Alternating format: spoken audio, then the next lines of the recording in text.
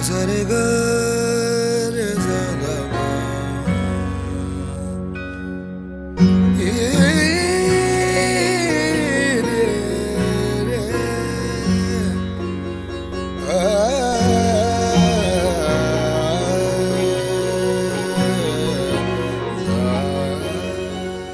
जो व्यक्ति समझदार होता है वो खुद गलतियां नहीं करता, बल्कि दूसरों की गलतियों से ही सबक लेता है, अपने आसपास के वातावरण से सीखता है और फिर इन अनुभवों को साथ लेकर आगे बढ़ता है।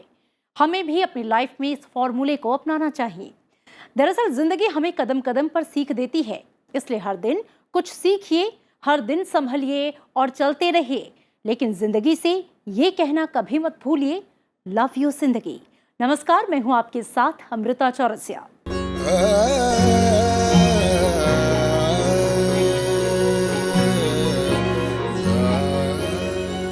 कभी काम बहुत कर लिया तो सिर दर्द, कभी धूप में निकल गए तो सिर दर्द, कभी खाली पेट रह गए तो सिर दर्द, ज्यादा ठंड या गर्मी लग गई तो भी सिर दर्द।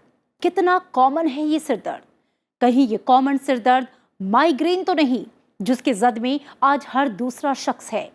माइग्रेन को दूर करने के लिए योग का सहारा लीजिए, यकीन मानिए इट वर्क्स।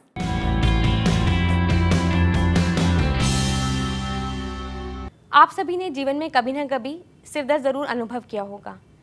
जब ये सिरदर्द आधे सिर में हो या फिर बहुत अधिक तीव्रता के साथ हो तो इसे माइग्रेन कहा जाता है। माइग्रेन का सिरदर्द अधिकांशतः महिलाओं में देखा गया है और इसका प्रभाव कई दिन तक बना रहता है या कुछ घंटों तक भी रहता है। ये सामान्य सिरदर्द से कुछ डिफरेंट होता है। कैसे होता है? क्योंकि इसमें कुछ ट्रिगर फैक्टर्स होते हैं। किसी को तेज़ रोशनी से, किसी को तेज़ ध्वनि से या फिर किसी पर्टिकुलर फूड आइटम के कारण भी माइग्रेन अटैक आ सकता है। योग के जो विभिन्न आसन हैं वो माइग्रेन से निजात दिलाने में बहुत सहायक है। तो आइए चलिए करें योगाभ्यास और माइग्रेन से मुक्ति पाएं।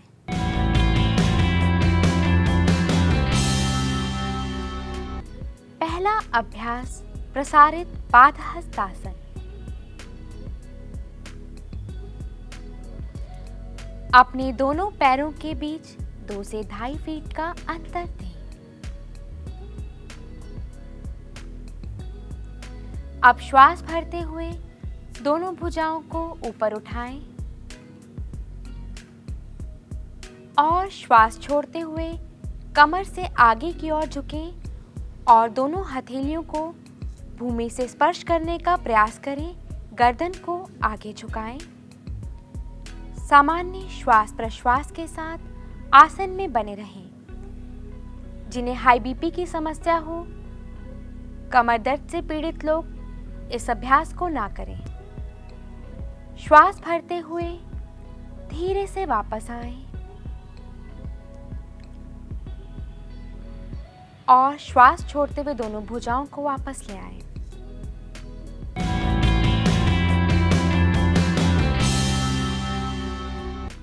अगला अभ्यास, अर्धचक्रासन। दोनों पैरों में कंधे के जितना अंतर दें। अपने दोनों हाथों को कमर के बगल में रखें, उंगलियां आगे, अंगूठा पीछे की ओर। अपनी कोहनी कंधों को पीछे की ओर खींचें। श्वास भरते हुए गर्दन को पीछे झुकाएं। श्वास छोड़ते हुए शरीर को पीछे की ओर झुकाएं। सामान्य श्वास प्रश्वास के साथ आसन में बने रहें।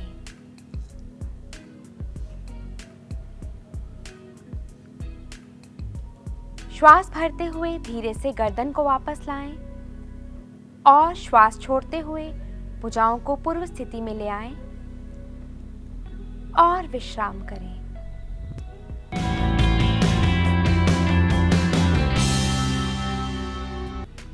अगला अभ्यास, शिशुआसन। वज्रासन की स्थिति में बैठें। अपने घुटनों में आरामदायक अंतर दें। श्वास छोड़ते हुए अपने हाथों को शरीर के साथ आगे की ओर झुकाएं, कोहनी को मोड़ें और अपने हथेलियों को एक दूसरे पर रखते हुए सिर को आगे की ओर झुकाएं और दाईं या बाईं ओर घुमाएं। यह शिशुआसन है। जिन्हें घुटनों में दर्द या गंभीर कमर दर्द की समस्या हो वह इस अभ्यास को ना करें। श्वास भरते हुए धीरे से वापस आएं और वज्रासन की स्थिति में विश्राम करें।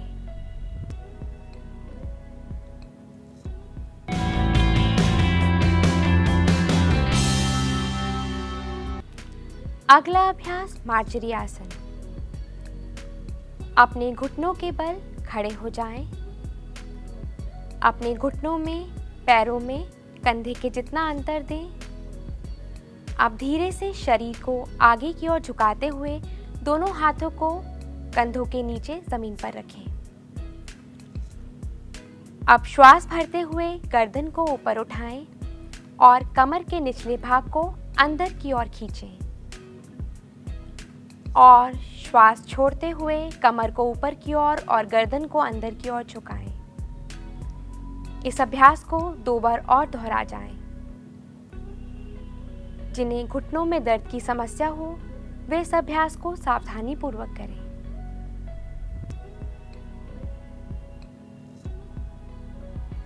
श्वास भरते हुए ऊपर और श्वास छोड़ते हुए नीचे। धीरे से वापस आएं सामान्य स्थिति में और पूर्व स्थिति में आ जाएं। विश्राम करें।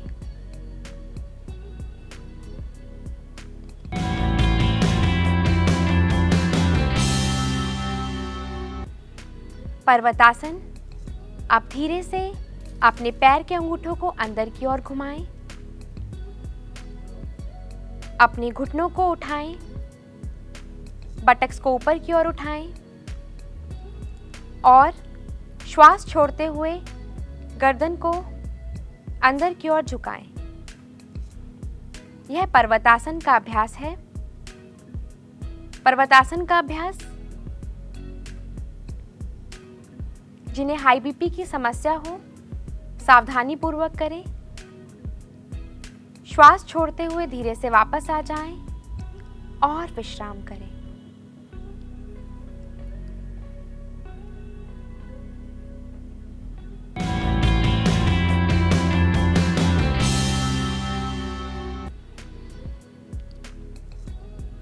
धीरे से उठकर किसी भी ध्यानात्मक आसन में बैठ जाएं।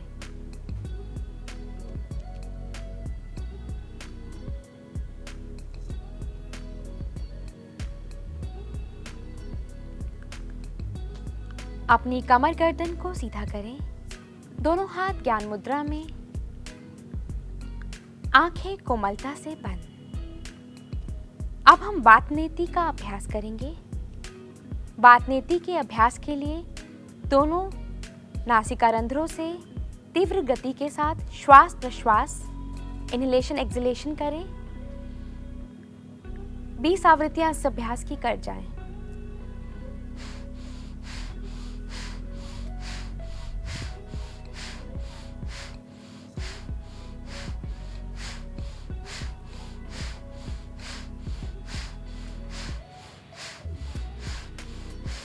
और विश्राम करें।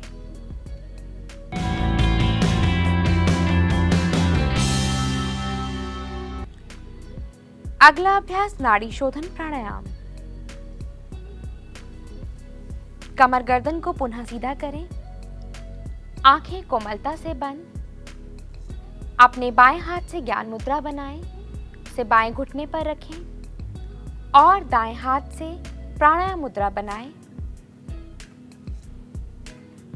अंगूठे से दाईं नासिका राइट नॉस्ट्रिल को बंद करें और लेफ्ट नॉस्ट्रिल बाईं नासिका से धीरे से श्वास लें। उसे बंद करें और राइट नॉस्ट्रिल दाईं नासिका से श्वास को बाहर निकालें। अब राइट नॉस्ट्रिल से ही धीरे से श्वास लें।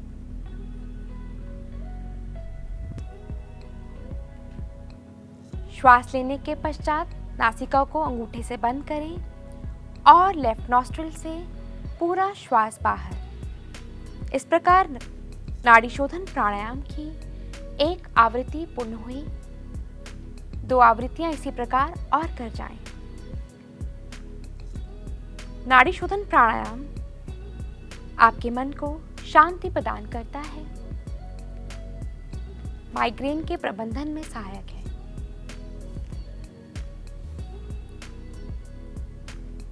श्वास की आवाज ना हो, कमर गर्दन सीधी रहे, लंबा धीमा गहरा श्वास अंदर और बाहर।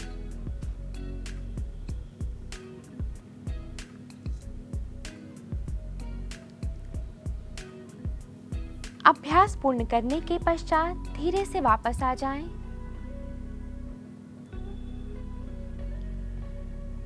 अपने शरीर के भीतर हो रहे परिवर्तन को अनुभव करें, अपनी श्वास में आए परिवर्तन को अनुभव करें।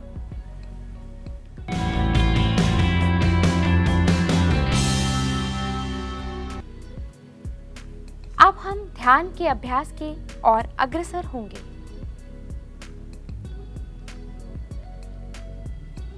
अपनी कमर गर्दन को पुनः सीधा कर लें। अपनी गर्दन और कंधे की मांसपेशियों को शिथिल करें और अपनी श्वास पर अपने ध्यान को केंद्रित करें।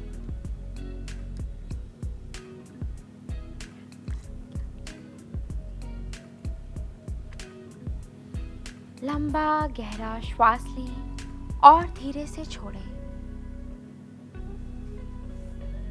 पूरा ध्यान केवल श्वास पर।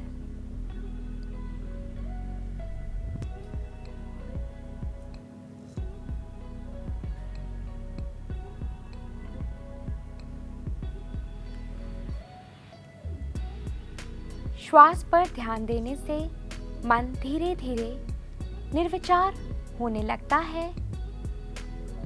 यह तनाव को कम करता है, मन को शांति प्रदान करता है।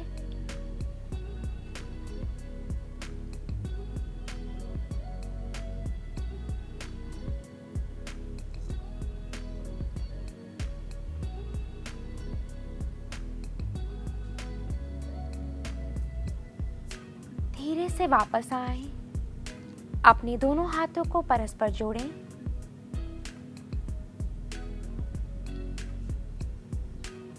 यह अभ्यास माइग्रेन के प्रबंधन के लिए सहायक है। धन्यवाद।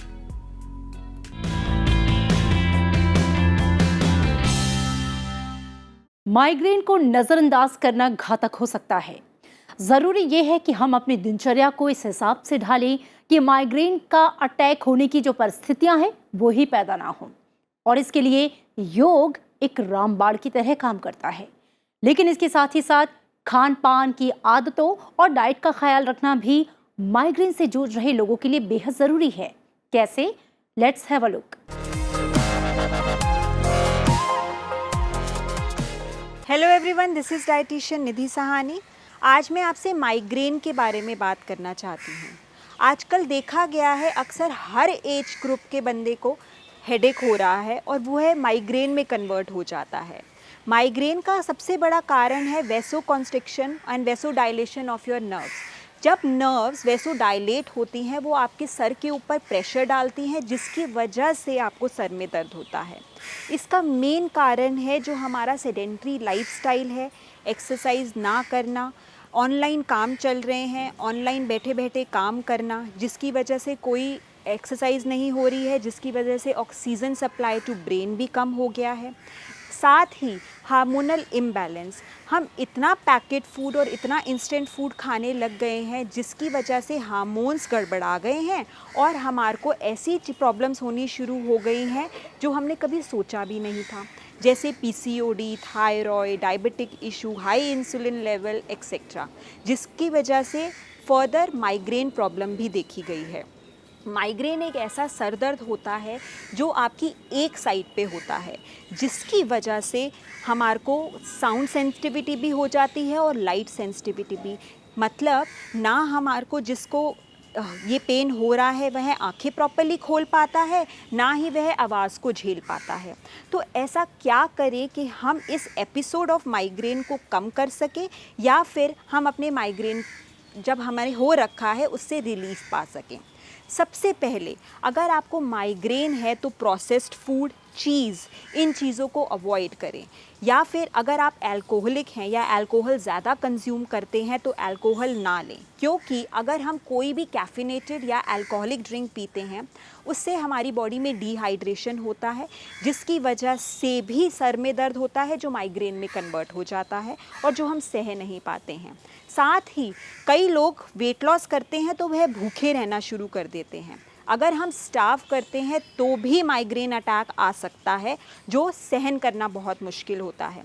तो कोशिश करिए, अगर आप एक डाइट प्लान पे हैं तो हेल्दी डाइट प्लान फॉलो करें जिसमें whole grains, fruits and vegetable, lean protein हो, और साथ ही छोटे मील्स खाएं छोटे इंटरवल के बाद। अगर आपको माइग्रेन है तो आप ऐसा क्या करें कि आप माइग्रेन से रिलीफ पा सकें। सबसे पहले मैं आपको 2-3 रेमेडीज़ बताना चाहूँगी जो आप फॉलो कर सकते हैं अगर आप माइग्रेन अटैक से जूझ रहे हैं तो। सबसे पहले आधा कप दूध लें, उसमें 2-3 क्लोव्स डालें, लौंग डालें और उसको एक उबाल दें। इसको छान के अगर आप माइग्रेन के टाइम पे पीते हैं तो आपको इंस्टेंट रिलीफ मिलता है।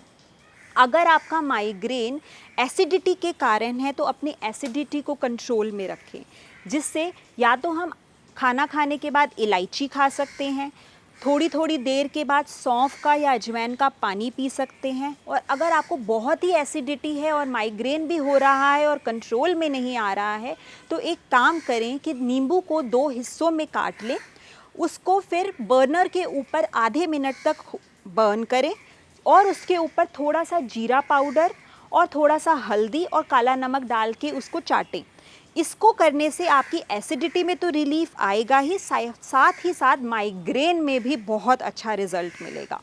इसके साथ साथ अगर आप माइग्रेन के पेशेंट हैं तो आप आधा कप पोमोग्रेनेट जूस, अनार का जूस के अंदर 10 ml जिंजर का जूस डाल के और उसके अंदर 1 चम्मच हनी डाल के पीते हैं तो भी आपके माइग्रेन की जो एपिसोड्स हैं वो डिले हो जाते हैं। साथ ही ये देखा गया है जिस इंसान में मैग्नीशियम की कमी होती है, डेफिशिएंसी होती है, उसको माइग्रेन होना बहुत देखा गया है। इससे क्या करें कि हम इस माइग्रेन को ठीक कर सकें। अगर आपके अंदर मैग्नीशियम की कमी है तो मैग्नीशियम रिच फूड जो हेल्दी नट्स होते हैं लाइक वॉलनट, आपका एवोकाडो नट्स, साथ ही साथ आपके flax seeds, pumpkin seeds, sunflower seeds, जिसमें ओमेगा 3 के साथ साथ आपका मैग्नीशियम भी पाया जाता है। अगर हम यह रोज़ 1 चम्मच लेते हैं तो माइग्रेन की एक्टिविटी को डिले कर सकते हैं। साथ ही अगर आप फ्रूट्स एंड वेजिटेबल अपनी लाइफस्टाइल में ज़्यादा इंक्लूड करते हैं तो भी आपको काफ़ी हेल्प मिलती है।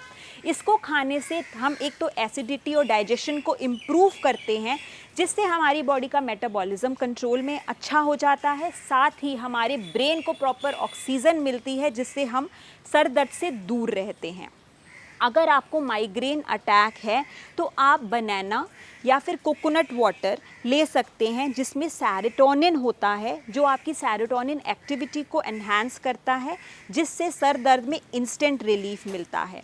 यह भी देखा गया है कि अगर आपके सर दर्द के टाइम पे आप मुट्ठी भर के आलमंड्स यानी बादाम खाते हैं तो भी सर दर्द में रिलीफ मिलता है। अगर आपको सर दर्द आपके गले के वजह से या फिर आपकी थकान की वजह से है तो आप थोड़ा सा स्ट्रेस लेवल को कंट्रोल में करें। अगर हम अपने स्ट्रेस लेवल को कंट्रोल करना चाहते हैं तो हम जहाँ पे हम सोते हैं वहाँ पे एक बोल पानी के अंदर थोड़ा सा सैंडलवुड ऑयल को डाल के सो सकते हैं, जिससे हम इन्हेल करेंगे तो हमारा माइंड रिलैक्स होगा, हमें अच्छी नींद आएगी, साथ ही हमारे को दर्द से रिलीफ मिलेगा। यह भी देखा गया है कि हर्बल टीज़ इस टाइम पे बहुत मिराकुलस रिज़ल्ट देती हैं। एग्जाम्पल, अगर हम कैमोमाइल टी में 1 चम्मच हनी डाल के लेते हैं तो हमारा सर दर्द 1 मिनट में गायब हो जाता है। कोशिश करिए, शायद आपको इससे रिज़ल्ट मिल सके। मैं ये जानती हूँ कि फूड जो होता है वो एक नेचुरल हीलर होता है। अगर हम अपने फूड को मॉनिटर करते हैं तो हम काफ़ी बीमारियों से दूर रह सकते हैं। आधे से ज़्यादा बीमारियां जो होती हैं गलत खाने पीने से होती हैं। अगर हम गलत खाना पीना खाते हैं तो हमें बीमारियां जल्दी जकड़ती हैं, और अगर हम सही खाते हैं तो हमारा इंसुलिन लेवल कंट्रोल में रहता है, साथ ही हमारी इम्यूनिटी स्ट्रॉन्ग होती है और हम काफ़ी बीमारियों से लड़ सकते हैं और दूर रह सकते हैं। आज मेंटल हेल्थ के सेगमेंट में हम बात उन बच्चों की करेंगे जिनके ऊपर कम उम्र में ही पारिवारिक और कई बार तो व्यावसायिक जिम्मेदारियों का बोझ डाल दिया जाता है। घर से लेकर बाहर तक की जिम्मेदारी बच्चों के नाजुक कंधों पर डाल दी जाती है। कभी आपने सोचा है बच्चों के कोमल मन पर इसका कितना बुरा असर पड़ता है? डिटेल में जानिए मेंटल हेल्थ के सेगमेंट में हमारे एक्सपर्ट से। आज मैं आपके साथ बात कर रही हूँ पेरेंटिफिकेशन की। पेरेंटिफिकेशन हम कहते हैं रोल रिवर्सल को, जहाँ पेरेंट्स रोल रिवर्सल कर देते हैं बच्चों का, जहाँ बच्चे पेरेंट्स बन जाते हैं। तो अगर बच्चों के घर में छोटे और बच्चे हैं तो हम बड़े बच्चे को कहते हैं कि तुम्हारे छोटे भाई बहन हैं, उनके तुम खाने का ध्यान रखोगे, उनकी ट्यूशन तुम देखोगे उनका कबर्ड साफ़ है या वो खेल कूद रहे हैं अपने फ्रेंड्स के साथ। तो जो हमारी रिस्पॉन्सिबिलिटियाँ, हमारी जिम्मेदारियाँ, वो हम अपने घर के बड़े बच्चे को दे देते हैं। तो मेरे पास एक केस ऐसा भी आया था, अनुभव आया था। वो ऐसे 14-15 साल का था। वो बोला कि मेरी बहन है 3 साल की, मेरा भाई है 7 साल का, और मेरा सारा टाइम निकल जाता है कि मैं उनका ध्यान रखूं, उनके खाने का देखूं, उनके सोने का देखूं, और उनके फ्रेंड्स किससे मिल रहा है उनका देखूं, और उनकी पढ़ाई का भी देखूं। तो ये जो हम जिम्मेदारियां बच्चों को दे देते हैं ये बिल्कुल ठीक नहीं है, क्योंकि वो भी तो 14-15 साल का बच्चा है अनुभव, उसकी भी तो एक ग्रोथ है, एक डेवलपमेंट है। तो कई बच्चे बहुत ही अंडर प्रेशर हो जाते हैं, अंडर स्ट्रेस आ जाते हैं जब उनको हम ऐसी जिम्मेदारियां देते हैं। कई बच्चे ये भी कहते हैं कि माँ बाप जब लड़ते हैं या कोई फाइनेंशियल डिसीजन लेनी होती है तो वो हमसे पूछते हैं कि हम क्या करें, और हमारे पास इतना माइंड स्पेस नहीं होता कि हम बता सकें। और स्पेशली लड़ाई के टाइम माँ बाप कहेंगे तुम बताओ कौन सही बोल रहा है, किसके साइड पे हो तुम। तो बच्चों के लिए बहुत डिफ़िकल्ट हो जाता है ये साइड लेना। कई ऐसे बच्चे भी हैं जो कहते हैं कि भाई मुझे हायर एजुकेशन के लिए जाना था, पर मुझे लगता है कि अगर मैं हायर एजुकेशन के लिए चली जाऊंगी, मेरा जो भाई है वो अभी स्कूल में, उसका ध्यान कौन रखेगा। और ज़रूरी नहीं है जो माँ बाप वर्किंग हैं वो ऐसे करते हैं, जो माँ बाप नॉन वर्किंग भी है वो भी पेरेंटिफिकेशन करते हैं, वो भी रोल रिवर्सल कर देते हैं। तो मैं इस तरफ यही रिक्वेस्ट करूँगी कि हर बच्चे को अपनी स्टेज से निकलना है, उसको अपनी उम्र से जल्दी बड़ा मत करिए। कई माँ बाप बहुत फ़ख्र के साथ कहते हैं कि भाई हम सारी डिसीजंस अपने बेटे के साथ लेते हैं, वो चाहे 14 साल का है मगर वो 24 साल की तरह सोचता है। तो आप उसे इस तरह सोचने के लिए मजबूर मत करिए, उसको अपनी डेवलपमेंट में जाने दीजिए, उसकी पर्सनालिटी डेवलपमेंट में जाने दीजिए, क्योंकि हर बच्चे को अपनी एज और स्टेज के साथ ग्रो होना ज़रूरी है, जिससे उसकी पर्सनालिटी स्ट्रांग हो और अपने वो पीयर ग्रुप के साथ ही बड़ा हो, ना कि वो एक माँ बाप बन जाए अपने ही माँ बाप को। तो इसलिए हेल्दी लाइफस्टाइल रखने के लिए, मनोवैज्ञानिक संतुलन घर में ठीक रखने के लिए हमें इसका ध्यान रखना है कि हम पेरेंटिफिकेशन में ना चले जाएं। आप अपना और अपने परिवार का ख्याल रखिए। जिंदगी को अगर समझना है तो पीछे देखो, और जिंदगी को अगर जीना है तो आगे देखो, क्योंकि कहते हैं ना, बीती ताही बिसार दे आगे की सुध ले। इसलिए चलते रहना, आगे बढ़ते रहना, और जिंदगी से कहते रहना लव यू जिंदगी ही दरअसल जिंदगी जीने की कला है।